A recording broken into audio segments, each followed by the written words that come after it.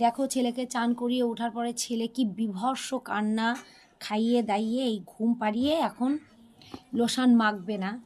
আচ্ছা তোমরা আমাকে একটু বলবে তো সবাই, এই লোশানটা চানের পরে ওকে আমি মাখাচ্ছি হিমালয়ার, ভালো কি না আমি তো জানি না, আসলে ছোট বাচ্চা তো।